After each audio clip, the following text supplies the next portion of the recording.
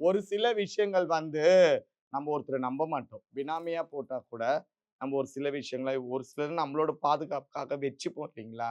அதுல அந்த வீடு அவங்க பேர்ல தான் இப்பவும் இருக்கு. இப்ப நான் அடிச்சு சொல்றேன், அந்த வீடு அவங்க பேர்ல தான் இருக்கு. அந்த மாரியான ஒரு வீடு. இதெல்லாம் வச்சுக்கோங்க, சம்பாரிச்சுக்கோங்க. உங்க கஷ்டம். அதாவது ஒருத்தரை ஏமாத்துறதுக்கு கூட நமக்கு ஒரு திறமை வேணும். அது இருந்தா தான் அத கூட பண்ண முடியும். அதனால ஏமாத்துறீங்களே ஏதோ ஒண்ணு வச்சுக்கோங்க.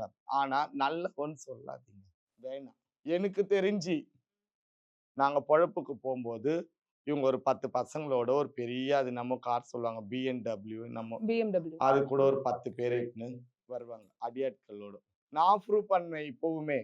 அவங்க கிட்ட இருந்த பசங்கள்ல ஒரு பையன் என் கூட இருக்கான். அவன் சொல்வான் மொத்த கதையுமே ரஜினியோடையது. நான் ஒரு சேனல் அரேஞ்ச் பண்ணி அவன உட்கார வச்சேன்னா, ஏ டூ ஜெட் அவன் சொல்வான் இப்போ. அப்ப என்ன பண்ணுவாங்க இந்த சொல்லுங்க. இது எல்லாமே இருக்கு. இவங்களா வந்தாங்க. இவங்களா என்ன வலிச்சதுனால தான் இப்ப இவ்ளோ பெரிய பிரச்சனை அவங்களுக்கு 21 வந்தது. பேர் எதிர்த்தாங்க. அதுல இவங்களும் ஒரு ஆள். இவங்க மீடியாவோட வெளிச்சத்துல வந்ததுனால இவங்கள பத்தி நம்ம இவ்ளோ பேசிட்டு பேசுறாங்க. இருக்கோம். அதாவது ஆ. இந்த 21 பேருமே சில ராஜ தந்திரங்கள யூஸ் பண்ணாங்க. ரஜினிய மோத விட்டுட்டு இவங்கலாம் ஃப்ரீ ஆயிட்டாங்க. ஃப்ரீ ஆயிட்டாங்க. அது இவங்களுக்கு புரியல. ரஜினி அம்மாக்கே புரியல. புரியல. ஒண்ணு புரிஞ்சுதோ, புரியலையோ, இல்ல இவங்க ஒரு பெரிய ஆளு, ஒரு செலிபிரிட்டின்றதுனால நம்மளே மோதிக்கலான்ற மாரி இருக்காங்களோன்றது எனக்கு தெரியல.